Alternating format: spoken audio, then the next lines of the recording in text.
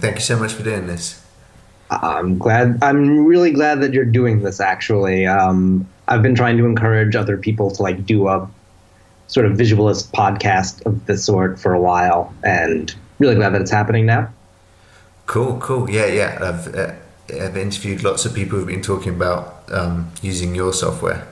And I spoke to Stuart Warren Hexstatic, and he said his show has always been Vdmx. Yeah, it's kind of when I was getting started doing this stuff, I guess it was maybe the early 2000s for me. I think the first show we did, my best friend and I were doing visuals. He did the first show it was actually September 11th, 2001. It was just after the towers came down and Jack was supposed to do visuals for our DJ friend at this bar. But since then, we've been kind of looking at other visualists, and the best thing for me is when I see somebody that I was looking at then, and now they're using our software. It's kind of the best feeling for me. Yeah, when you first started developing Vdmx, did you have the audio in mind?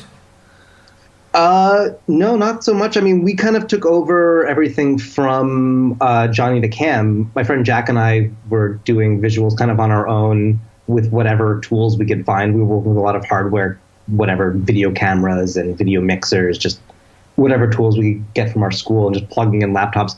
We didn't really know what we were doing. We weren't programming at the time. And we happened to just get lucky. We met Johnny DeCam, who was the guy who founded Vidbox. And Jack started interning for him, working on the earlier versions of Vdmx, Vdmx 3, I think it was at the time. And then when I graduated, I started working on Vdmx 4, and that was still being written in Max MSP. And at some point shortly after that, we kind of took over the company from Johnny, took on our other friend Ray, and then it's kind of been Vidbox for us since. So, but even by that point, there were a lot of people who were using the software, and it's kind of exciting to get on board with it. Yeah, it's the main performance tool for so many live musical video acts. Who are some of your favorites?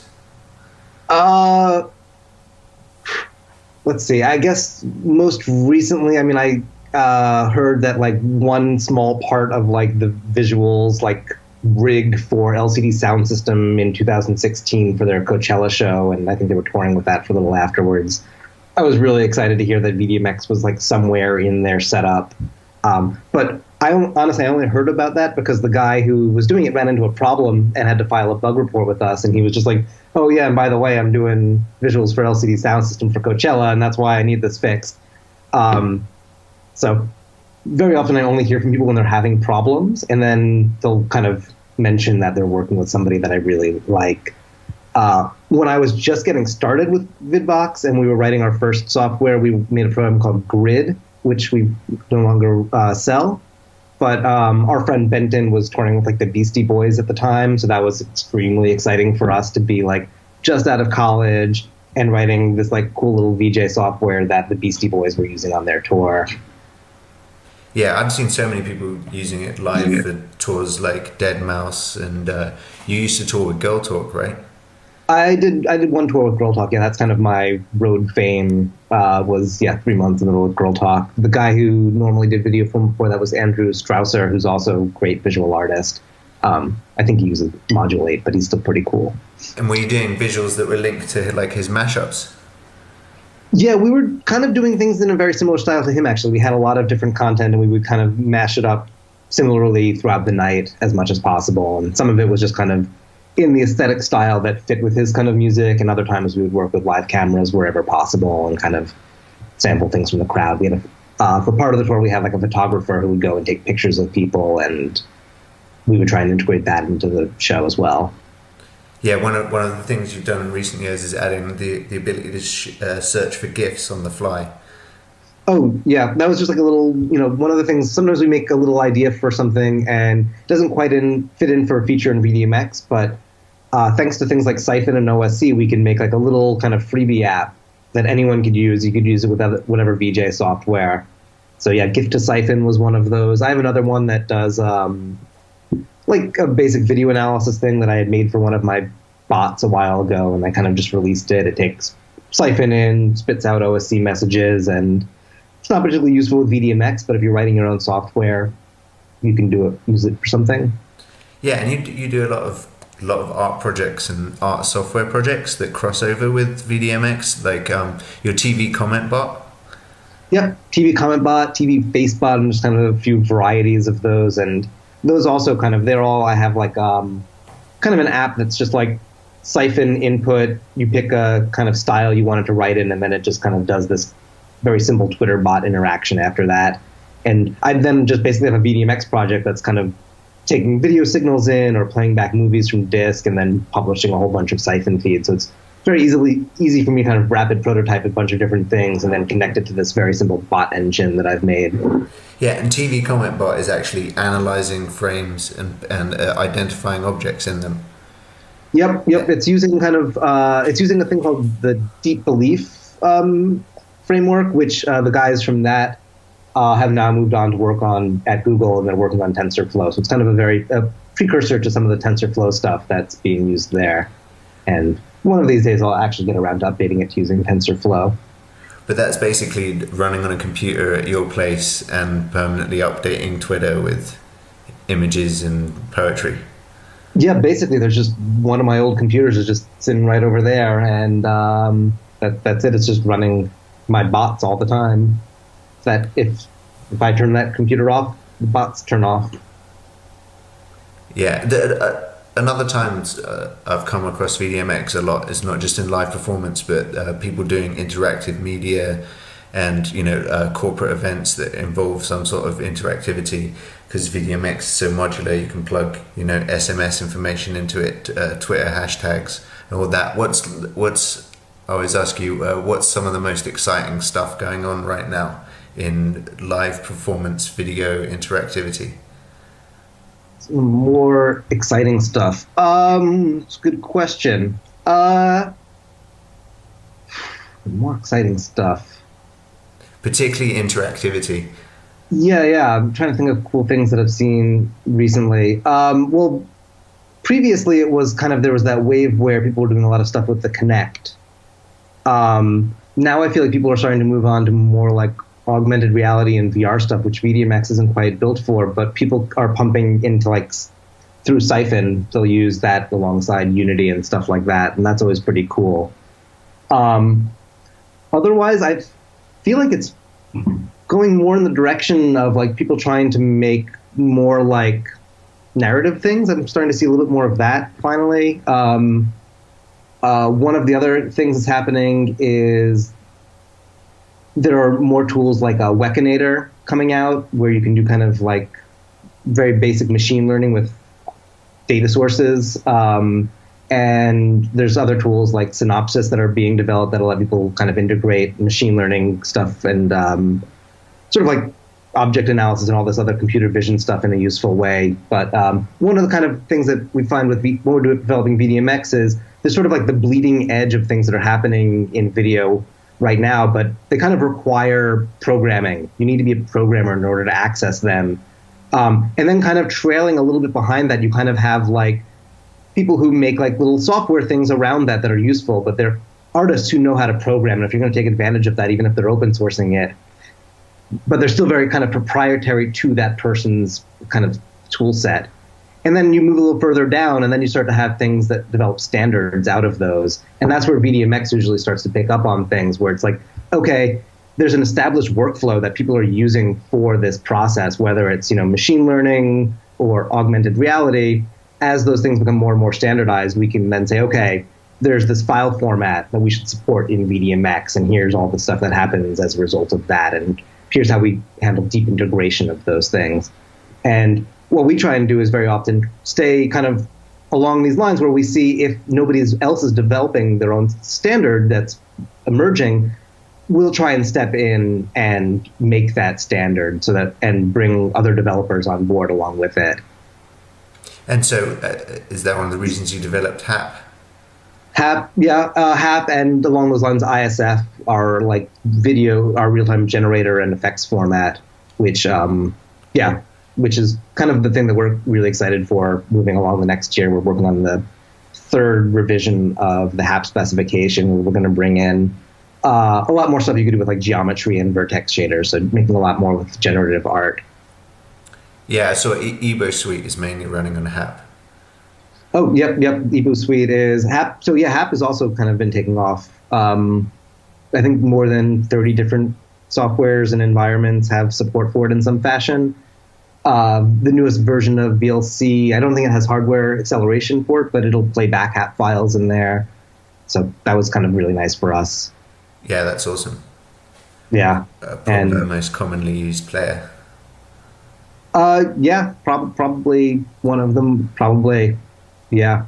So there's that. We're also working on a third kind of open specification right now that's like an extension to what you can do with OSC. It's called Osc Query Protocol, or at least that's the draft name for it. So we're working on a bunch of tools related to that and adding support in Vdmx right now.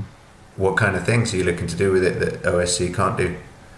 Well, it kind of tries to solve the problem of when you're developing an OSC address space. If I have a whole bunch of stuff that can be controlled by OSC and you're some other program over here, we have to do like a syncing stage where it's like I tell you what address paths you have to send to, or you send things to me and I detect what paths you're sending on.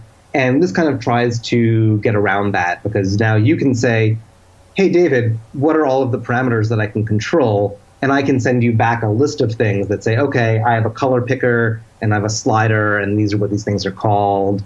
So I can send back my whole address space to you. And then you can show this stuff to the user and say, okay, which things do you want to control?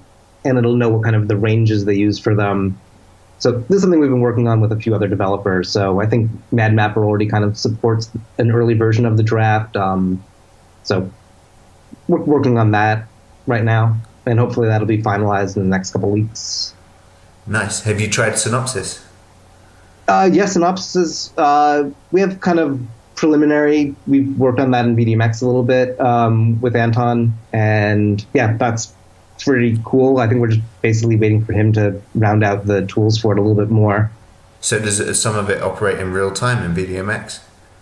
Not currently, but like I said, we're pretty much just waiting on it to become a little bit more robust. There's a few different sides of Synopsys, and if you did an interview with Anton, he'd probably tell you a lot more of it. I don't know how much of it is top secret and how much I shouldn't reveal, but the general idea of it, for people who don't know it, is you take your movie library, all of your video files that you use for your VJ loops or whatever, you drop them into the Synopsys analyzer, and it goes through and does per frame video analysis, and it creates a new metadata track along with it, so that for every frame, it can know the dominant colors, what objects it's detected, sort of how much motion is in there, and a couple of other things.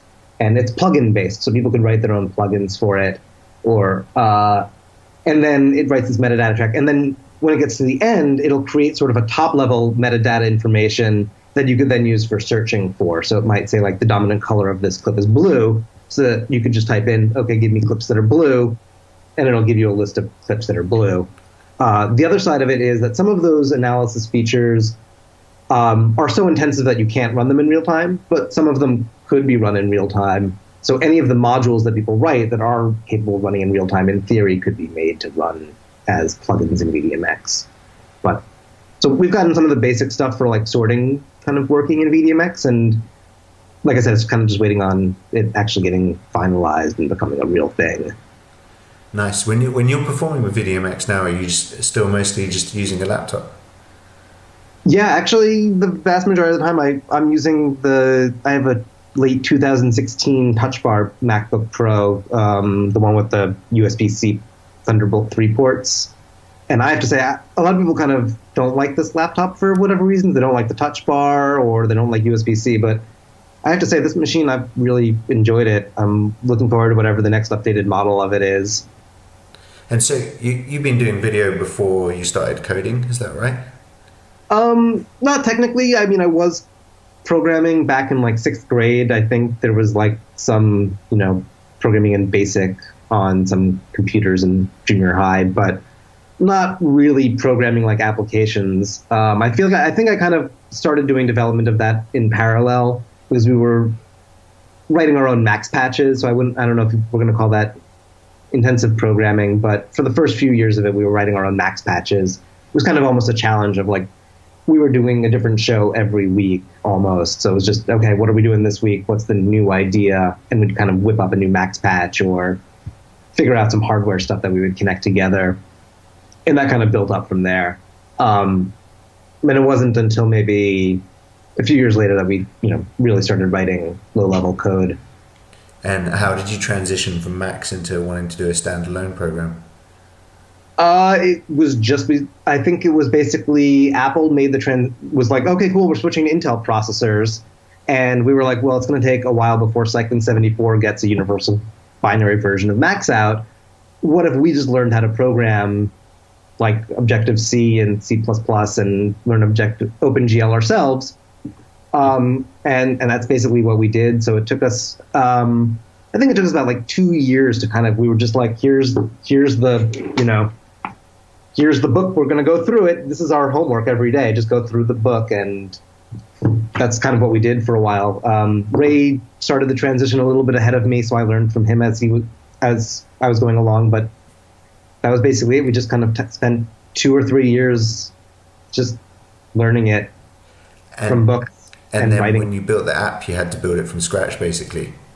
Yeah, we built Vdmx 5 from scratch. That was it. We just, we had kind of old ideas we were bringing with us in terms of what we liked for interface design and things like that. And the last program we did write in Max was Grid Pro, and we had written a few custom interface objects in C already for it. So it wasn't like we were totally new to low-level programming, but having to write our whole rendering engine from scratch and stuff like that, it was new, but whatever, we figured it out. And so before you used Vdmx, what were you using to play video? I mean, we were starting in like 2001, 2002, so we were using like VCRs and DVD players. And I think Vdmx did kind of exist at the time, but it was written in Max by Johnny. So at some point we got a copy of Vdmx 2, and that basically just let you play back, 2 videos and use a masking video at 320 by 240, and it worked. And so we would use like a laptop running Vdmx 2, going to like a WJMX 30 or a WJMX 50 video mixer, and maybe have like a VCR or 2 set up. And that would also be feeds going in, and a PD150 camera, Sony camera as our like video input.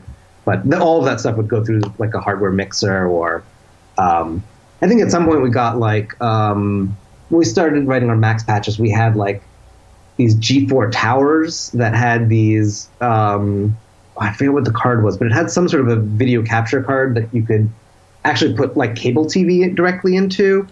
And we wrote a Max patch that we called Remix TV. Before that was called Walter. And it was just like you just recorded into these 4-second video buffers from live television and then remixed them on the fly. And it was designed for 2 people to operate. One person would sit there and just like click on the cells and watch the video feed and say, okay, cool, I'm going to start capturing now. And then they would just turn to the other person and be like, cool, this clip has this like cool Arnold Schwarzenegger kind of thing from Kindergarten Cop. And then this clip has this weird advertisement thing. And that person would kind of just jam out along to the music with it. And they were all stored in RAM buffers. So you could do like random frames from the buffers really quickly, even at like, on this kind of older hardware. And nowadays, if you wanted to bring like a video sample in on the fly or someone's camera, how would you do it?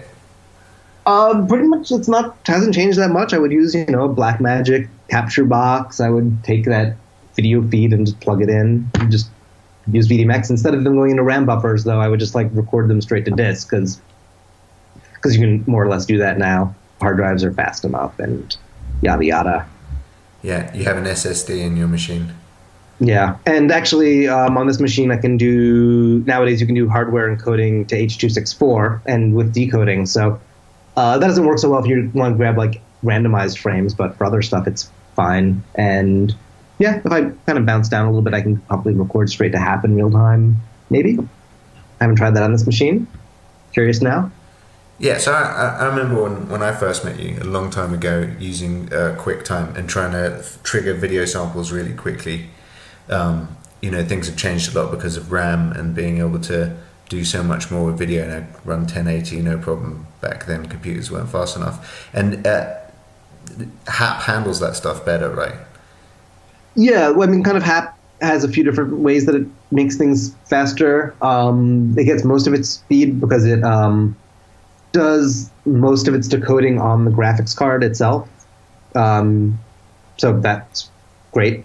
The other way it gets its speed is the amount of data it has to, since it's doing the decoding on the GPU, it's not uploading a whole sized frame to the GPU all at once. So you kind of have more GPU bandwidth. It uses less bandwidth going to the graphics card in the first place. So those are kind of the two big advantages, the file sizes. And then grabbing random frames? Oh, yeah, well, for grabbing random frames, it's fine because it's just grabbing off of your hard drive. So, yeah, it's usually pretty fine for that. Nice. So what's next for you? You were mentioning a bit about what you're developing next. Yeah, we're working on Osc Query stuff, and we've been taking time to rewrite a lot of our low-level code to be cross-platform for a variety of reasons. Which platforms? We're just writing a lot of it in C++, so it will actually run on Mac, Linux, iOS, Windows, Android, maybe even. I mean, it's just, yeah, so we're trying to make things as platform agnostic as possible. Nice. Will you have a Windows version? A Vdmx, probably. Vdmx 5, never. We're never going to have a Vdmx. Like, the existing version of Vdmx 5 will never straight up exist on Windows. Our current goals are to make all of the ISF-related code for our video generators and effects.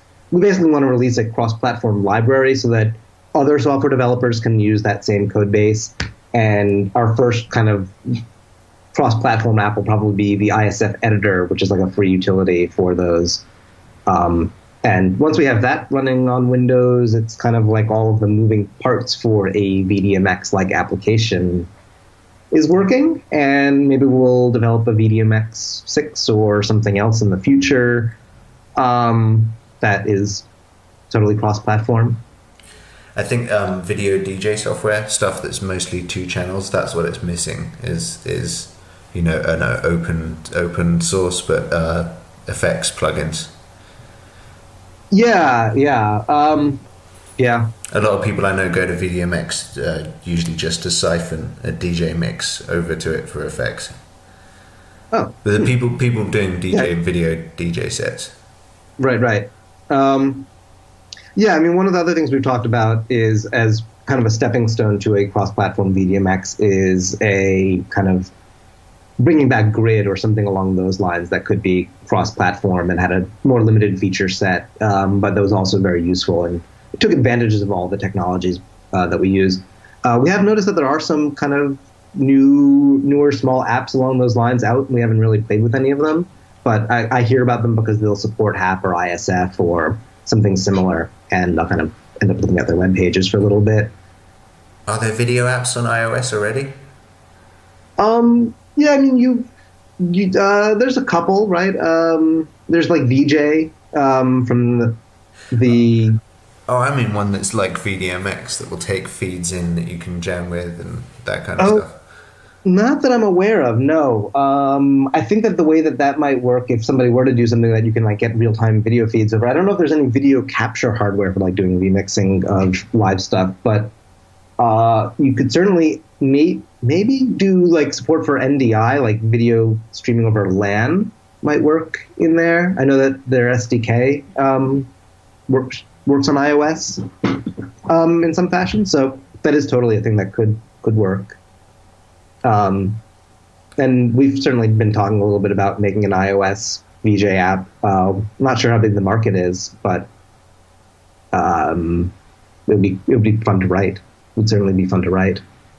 Yeah. It's hard to tell how big the market is because so many people will probably go straight to a MacBook just for the ease of having an HDMI output and being able to perform lots of video. Yeah, I mean, since we have our ISF codebase running on iOS now, we do play with the idea of just plopping shaders onto a phone and just playing with them, and they are fun, but there's nothing that really feels like it distinguishes them from like those kinds of apps where you just put on an effect and you see it on your video feed. There are a lot of those apps out there already. A lot of them feel like they're connected to social media platforms in some way. And that's what makes them kind of accessible, popular or whatever. But maybe there's totally a thing for VJs. I do know that one of the features that people seem to really enjoy in Vdmx now is if you have your iPhone plugged into your computer, you can use its screen as a video source. So if you are VJing or you have some sort of one-off like visualizer on your phone that is kind of fun to like, it has some interactive stuff where you can drag on it, you could use that as a source for Vdmx, and people seem to really like that. You can even, if you could run Pokemon Go or whatever augmented reality apps you're using, and again, you can just use those and feed them in, and that seems like a kind of a cool use. Yeah, in theory, you could hook up Vdmx to Unity or something like that and run it in augmented reality and be playing the video around a three-dimensional space. Yeah. Yeah. I know people who do that, and I also know people who take the output of Unity and pump it back into Vdmx as part of their projects. They'll use it as kind of like a whole world that they build in Unity will be like one thing that they trigger in Vdmx, and they'll use it for one part of their set where they pick up their joystick and fly something around in their world that they've created, and then they cut back to the rest of their pre-made stuff for the rest of the show. Do you know many people that are chaining up multiple MacBooks to use Siphon to have multiple versions of Vdmx work together? I can't think of any instances off the top of my head, but yeah, I see people doing that. Is it relatively new that you can do that? No, people have been chaining computers together for a while. People have been chaining computers together for a while for all sorts of different stuff. I've wanted to do a show for a while where we get a whole circle full of people, and then everybody feeds output into the next person, and then you basically build a 15 or 30 person chain feedback loop where video, and then you could literally watch the latency as frames go all the way around. Every person would have it sitting in front of them, a display that pointed away from them so that the person opposite from them could see what's showing on their screen, and then you could watch video go around the circle. And we could try things like everybody just puts the invert effect on, and we start with a white frame, and we could watch something go, flicker all the way through, or people could do, I don't know. We could start with the same sort of project and then morph it out a little bit more. Yeah, I once did that with a group of people doing a Skype conference call all in the same room. The audio version of that. You were talking earlier today, I don't know if it's something you want to talk about the app that you're working on, the 12 Sounds thing. Oh, I'll talk to you about that some other time. We'll skip that for now. So your effects, I've seen them running in a browser. So that stuff is already kind of becoming cross-platform. Yeah, I mean, anything that we write in not everything, but the vast majority of things that are written in ISF, because it's just GLSL, so it runs for the most part on the web. They run in Vdmx, they run on Mac, iOS. It's just that was kind of the idea behind it. Is it was actually, to go back to what I was saying before, it's one of these kind of situations where like people were using GLSL for quite a while. It's like the standard thing for making stuff happen on your graphics card. But every application, whether you're using Unity or Quartz Composer or whatever, these things support GLSL, but there's no standardized way of using it across these applications. They all kind of have their own variations of it. Like, Jitter has their own file format for it. So with ISF, the idea was, let's just create an open standard that kind of tries to solve a lot of the different problems, and doesn't require having an outside level programming language in order to do blah, blah, blah, blah, blah. So it kind of takes this low level programming idea, abstracts it a few levels to make a standard out of it, so that you still have to program with it, but it makes it so that you can use it in a very standardized way, as opposed to having to take your shader code and adapt it for each of these different environments. And that was kind of the idea behind ISF originally. So if a company like Virtual DJ or Serato wanted to implement these effects in their software, what would they have to do? Literally, they can use our open source framework that already, like they can use our open source code base that already is out there, the Objective-C one, or they can write their own host for it. ISF is supported in like Koji, it's supported in MadMapper now. There's a few others. You basically just have to look at the specification and write the code for it. And if you aren't sure how to do that, we have code bases for out there. So pretty much and then once you've done that, any effect, any generator that exists for Vdmx, you just drop it into that program. So stuff you're writing to use for Vdmx, it runs on the web, it runs in MadMapper, it runs in Koji, it runs in whatever else. And there are thousands of plugins available for effects plugins for Vdmx, or? I don't know. Let me look in the folder of shaders. How many do we? Everyone. Well, I mean, I mean the ones that we ship standard for Vdmx. Wait, no, I mean like the all different people are developing. Oh, I don't know offhand how many there are total. There are a lot, yeah. Within the folder that we distribute for Vdmx, there are like 200 like standard effects and generators that we include. And they're all open source. They're all free for anyone to use in whatever software. Nice. Nice. A lot of them are recreations of things like, core image-based effects, things that like, different kinds of blurs, or sharpens, or like, checkerboard, kind of utilitarian stuff like that. And then we branch down to more esoteric stuff. I compose all my videos not in real time, and the reason why I turned to Vdmx because Alejandro showed me the glitch, freeze frame glitching, and RUT-ETRA, and for those two reasons, like I ended up porting all my projects over to the Mac because I work mostly on PC, and then using Vdmx for that kind of stuff. Any new great glitch effects? Yeah, actually, I've been working on a couple of new glitch effects. What are the ones? We just did... what was that one? Is it in there? I just posted one that I called Noise Adapt that I liked, where when stuff is changing, it becomes random pixels, and it stays random until it matches the input, but you can set the threshold level. But that works really nicely if you have like a freeze frame effect before it, because you can freeze on a frame and everything stays noise until it kind of fixes onto that image. But if you set the threshold a little bit high, you'll get kind of a noisy version of that image, and then you can kind of flick to something else and it kind of has to adjust and jumps just into it. There was another one that I made recently called Resize Glitch, which was there was a resize bug in Vdmx where like sometimes you would switch between one image and another, and like the layer size would kind of like flip to another aspect ratio for like a single frame.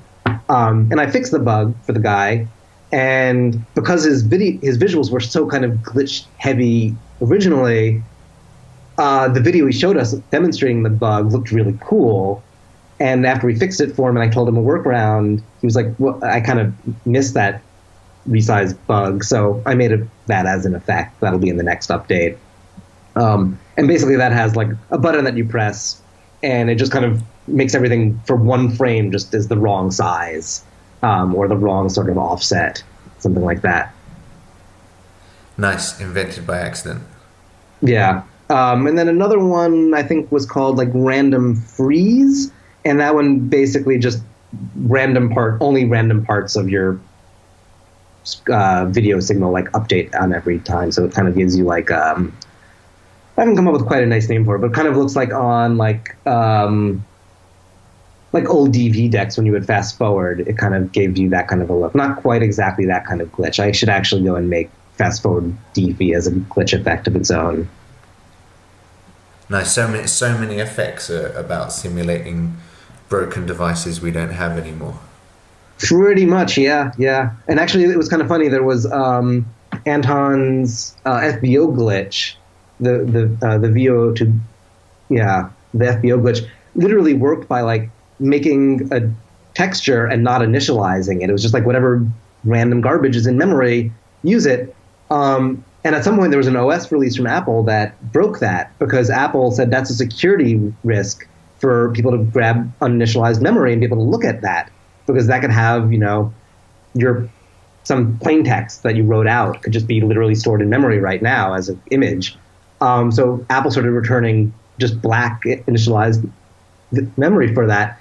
So like that effect just stopped working for that reason. But then I think in some OS update, they re-broke that, so FBO glitch started working again.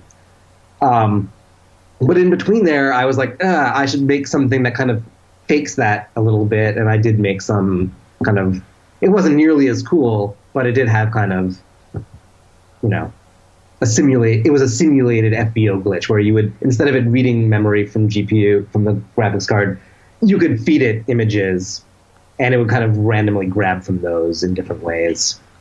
What kind of images came out when it pulled from memory? I mean, well, that was the interesting thing with the FBO glitch was it's just literally whatever you were doing on your computer. So Zach Norman, who did visuals for Square Pusher, he was using this plugin, and before the show, whatever he wanted to show up there, he would literally have to, like, if he wanted image files to show up pulled from memory, he would open up a dozen image files, 100 image files from his computer. Those things would go into his graphics memory. He'd quit preview, and all of that stuff was still in his graphics memory. So when he ran the FBO glitch, he was grabbing those images.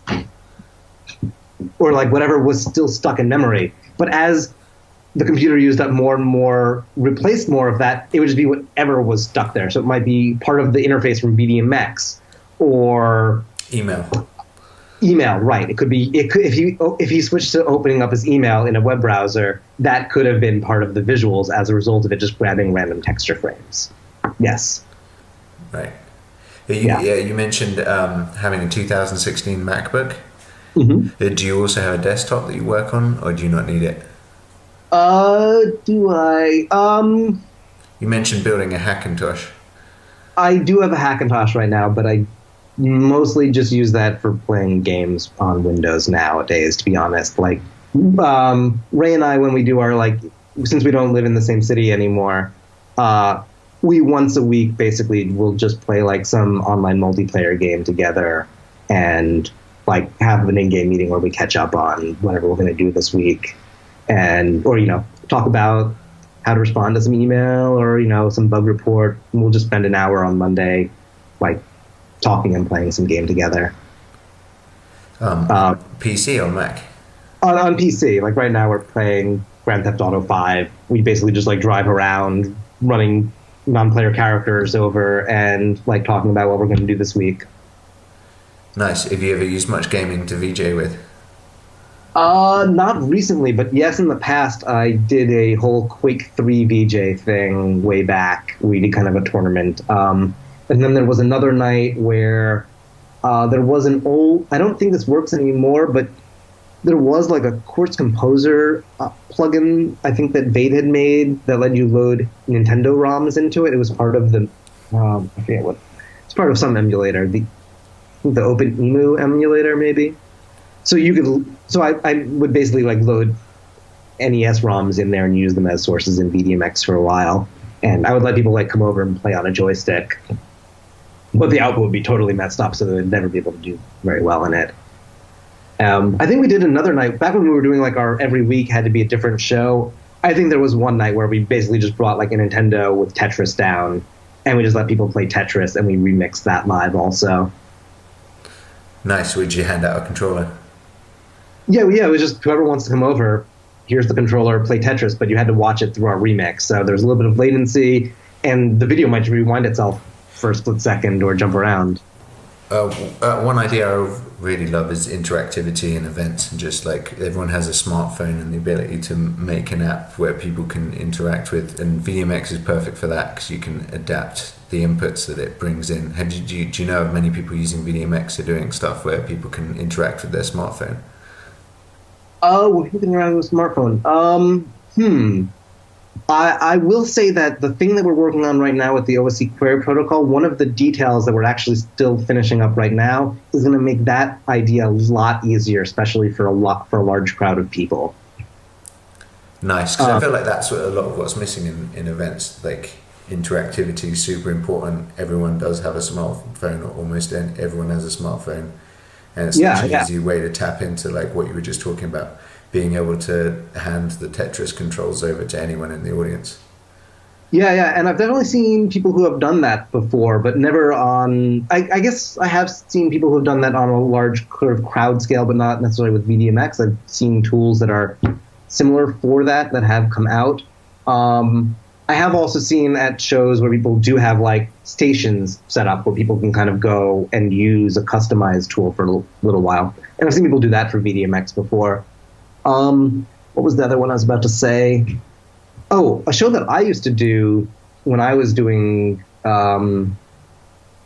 things more regularly, I guess, was we did this show we had a lighting table. It was basically just like a table where we cut out the middle of it and put a piece of plexiglass over it and a camera underneath it. So people could come over and we could put tracing paper on it and you could just draw and the camera would pick it up.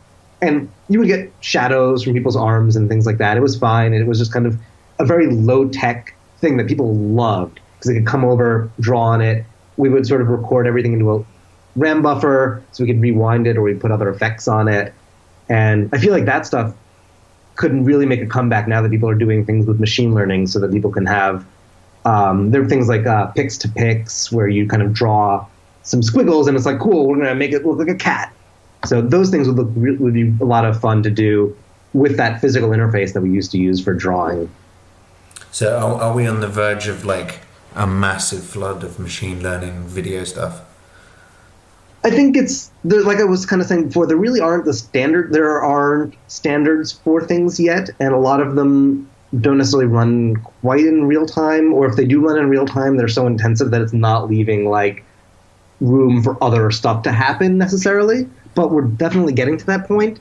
I think what we're missing right now is the ability for like simple tools for people to train their own sort of machine learning models, because that takes a long time. And you need a large data set library to make something that is cool. And that's kind of why it feels a little bit like even though there is a lot of open source code out there, it still feels like a little bit of a walled garden because not everyone is releasing their entire data sets, or you just kind of have to have a little bit of knowledge in order to put all of the tools together to get something cool out of it. Kind of on my to-do list after we get our next big Vdmx update out is to make like, just for my own personal usage, like some sort of a tool that's like siphon in, siphon out version, like a little sandbox of some of these machine learning that do like image processing. So I'd like to play with them myself. I think another part of it is that a lot of that stuff is currently still written in like Python or JavaScript, so it's not easily portable to places like Vdmx where we kind of need to work with C or C++ code. But the algorithms are all published, so it's kind of just needs to be rewritten. Because most of these things are pulling actual files in, whether you want to feed Siphon into it. Yeah, that's kind of it. Or they'll be hard-coded to just like work with a live camera, because that's one of the kind of things for us is we take all of these little things that people are doing as a one-off thing. It's like, hey, we're generating images or doing a cool little magic mirror kind of a thing. We need to make that a modular idea. We need to make it, that's one effect of the 200 that already exists, and you need to be able to chain all of them together. So it needs to be really performant, and it needs to be able to kind of be adaptable into that level. And ideally still done in a way that people can still get under the hood and make the modifications that they want to in order to customize it, because that is a really big part of it. Some of the more like intensive processes in Cypher in Synopsys, like identifying objects in video, if you had unlimited money and GPUs or processors or RAM, could you do it in real time? That's a good question. I don't know. You'd have to ask Anton, because I'm not sure to what extent those things can be parallelized. Like it still comes down to whether or not, the operating system can work across those kind of scale across. But yeah, probably to a certain extent, maybe you can get some of it to work in real time. Again, when you're dealing with a computer, you can always write something that's more complicated that's going to bring it to its knees. Like I was working on some like little generator just for fun, because I enjoyed seeing people making these procedural tile generator maps. And I've seen a lot of C++ and C# code out there for this stuff, and as well as Python and JavaScript stuff. And I was like, could I write one of those as an effect or like a generator for Vdmx? And I wrote it in a really dumb way that was very inefficient, because it all ran on the graphics card, even in the places where it should have run on the CPU. But it was fun, and I was very easy to like just change one value and make it run at like a little bit bigger, something that's would totally work if I was working in another language, but brought my computer to its knees. But could you get more than one GPU and split up the work?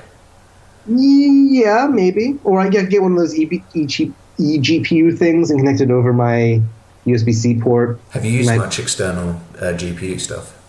I've only tried it as far as to be like, hey, cool, that works. But and like rendered stuff on it, and I've not had a personal need for one yet. I mean, honestly, on this machine, I can do stuff at 4K, and most of the displays I'm still outputting to aren't working that size. So, what programs do you use a lot of the time other than Vdmx?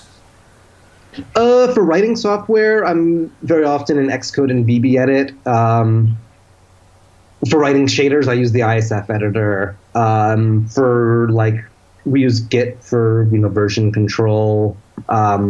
Lately, I've been trying to switch over from like the Creative Cloud stuff to using Affinity Designer and whatever their version of the other thing is, Designer and whatever. But I do need to try Creative Cloud again because along the lines of like machine learning stuff, it seems like Adobe is kind of getting in on that with Photoshop, and I'm a little bit curious.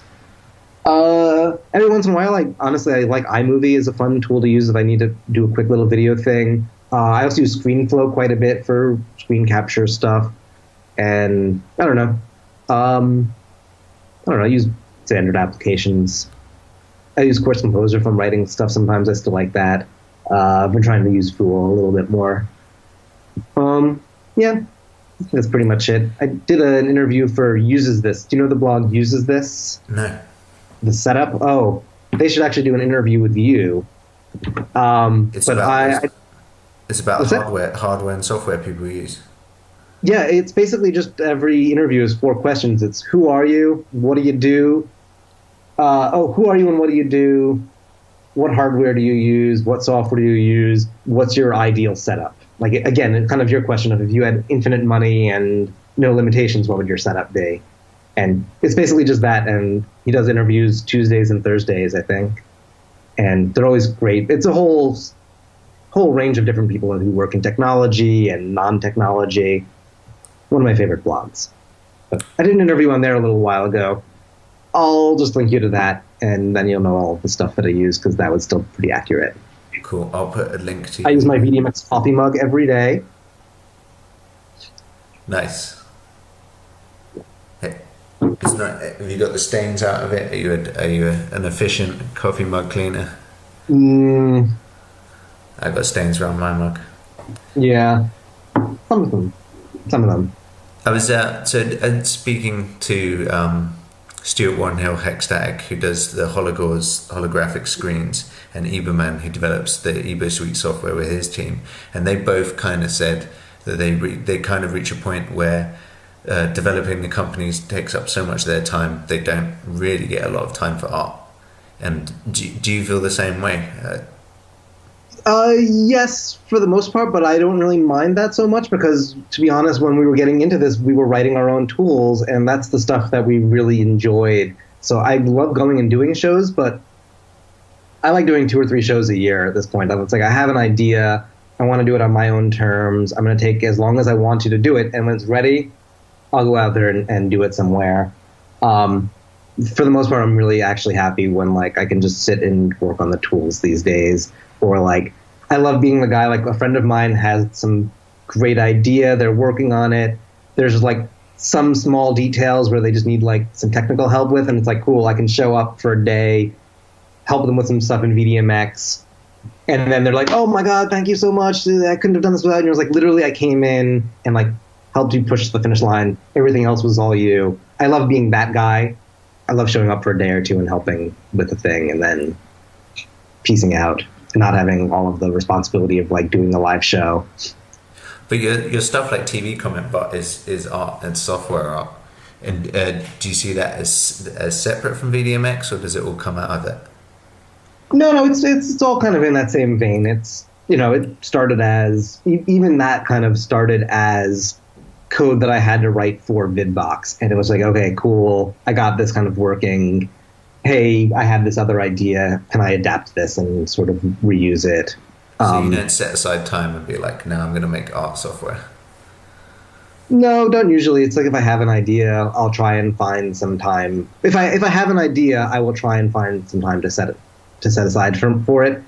But if I don't have an idea, it's not like I'll be like, okay, I have to force myself to make some art this week. It's like, just keep doing what you're doing. And yeah. So I mean, every once in a while, somebody will come along and be like, hey, could you do a thing for this thing? And it'll be on more of a deadline, and I'll say, yeah, totally. I'll like do that because it'll be fun. But it's difficult to say no to those, and I've gotten better at saying no to those when I know that I'm already overwhelmed with other responsibilities. But a lot of the time, will companies come along to you and pay you to make another part of Vdmx or something special to their project? Yeah, that does come along, either kind of as a standalone application or as, yeah. Not so, we usually don't like to add custom things into Vdmx, but sometimes if somebody gives us a feature request, we'll just add it into Vdmx. But yeah, sometimes we'll make like a little custom thing that connects over Siphon or OSC or is its own standalone application. We've definitely had people who like brought us a Vdmx project and they're like, could you just make this? We want to give this to somebody else. We don't want to let them be able to customize it. We just want to like take this as a prototype of a thing, and you can hard code this using your libraries. And we've done that before. And then sometimes for those, you have to add in like other weird custom stuff, which becomes a bit of a pain in the ass. But you end up hopefully bringing some of that stuff back into Vdmx afterwards as well. That's interesting. It becomes like a prototyping thing, because so many people I know use it for such different things. Like Stuart Warren Hill's using it to perform 3D holographic stuff. People are using it to make interactive samplers where people can trigger stuff. People are using it to make interactive art, like your TV comment bot. Yeah, there's a lot of people doing that kind of art stuff. One of the kind of ideas behind Vdmx when we first started getting into it was especially for us coming from a background of making Macs and really enjoying making different tools every week. A big part of it was the tool that we make needs to itself have depth. There are sometimes we were just going to open it up and choose the like 2-channel mixer template or the Siphon player template because you just want to play back a video, and that's all you need out of it. But as soon as you need more depth, it's like it's there waiting for you. And once you've kind of exhausted the depth within the application, there are ways that you could extend it by writing your own shaders or making your own Quartz Composer-based plugins or yada yada. So that was kind of the idea, that we want to make it so that you can kind of get in at one point, but then it carries you a lot of the way, as you get more and more into it, as you need more layers of control or customization. Are you live streaming ever? What's that? Are you doing live streaming ever? I haven't, but actually I just got like a cheap green screen, and I really want to just leave it. I wish I had space in my apartment to just leave it like a green screen set up all the time so people could come over and just do goofy things in front of it. It's the first time where I've like really just wish I had a studio space where I could just leave something set up permanently. Yeah, it's a great way to gather footage. Yeah. Awesome. As someone is talking to Stuart Hexstatic, he has the hologauze thing, but he has the hologauze set up with the green screen so he can do like simulation interaction with people and alpha channel video in the real world. Right. Yeah, that sounds amazing. I should actually do a follow-up. I should do a guest blog post with him on hologauze. Is there one last thing? Okay. Whenever I do this, I try and do like a little short remix of whoever's being interviewed. So could I ask you to make some silly noises? Sure. I'm going to turn my camera off while you do it.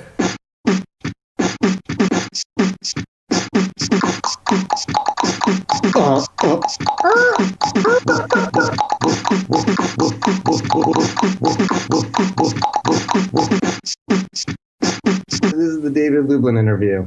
Cool, excellent. Well, thank you so much for doing this. My pleasure. Have a great day. Take care. Bye-bye. Peace out. Bye.